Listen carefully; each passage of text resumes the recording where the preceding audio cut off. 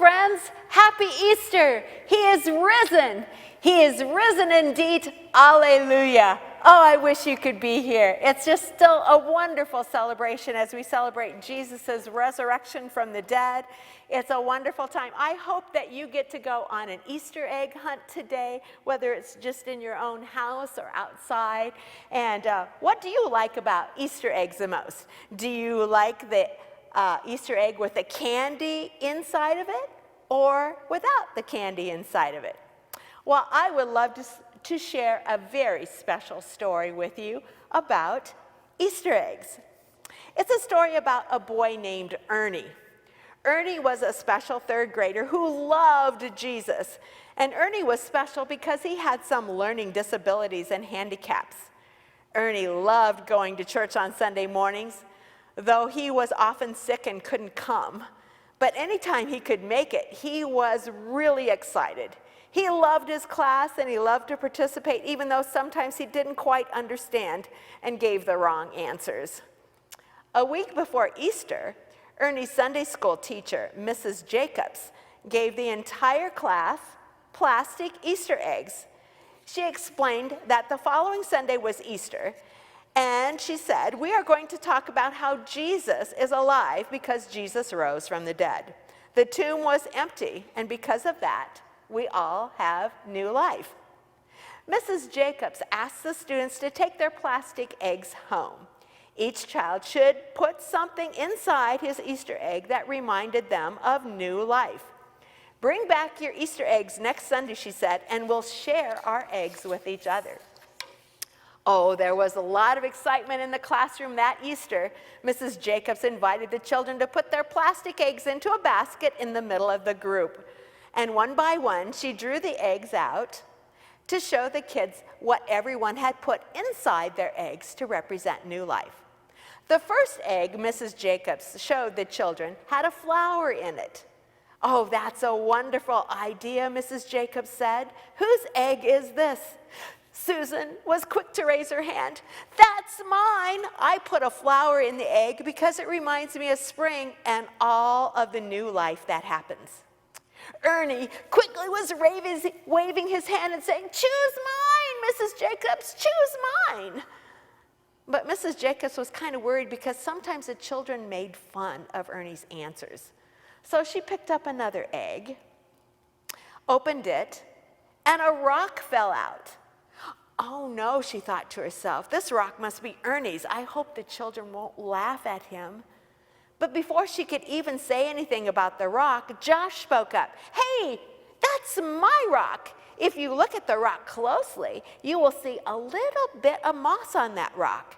That reminds me that there's something living even on a rock." "Wow, that's a wonderful answer," Mrs. Jacobs responded.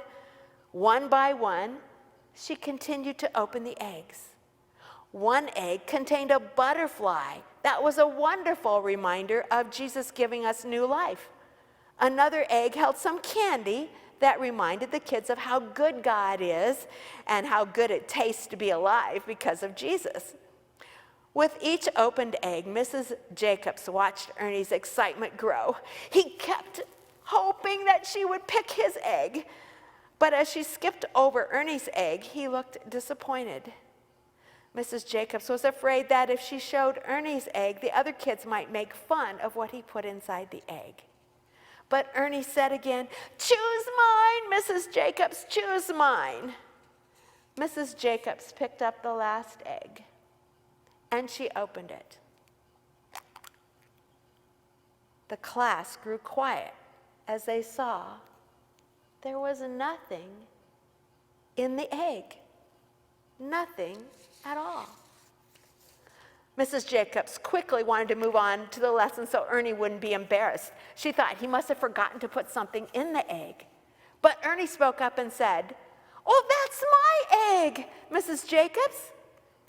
"Yes, I can see," answered Mrs. Jacobs. It's a very special egg." "Do you know why it's special?" asked Ernie. "It's special because it's empty. It's like Jesus' tomb is empty. Because his tomb is empty, my tomb will be empty too when I die." The class looked at Ernie in silence. They realized that Ernie's egg was the best egg of all. Mrs. Jacobs held the Easter egg and realized it wasn't empty at all. The egg held a promise. Because Jesus' tomb was empty, our tomb will be empty too. Because Jesus lives, we will live also. Now that year, Ernie became very ill and couldn't come to church anymore.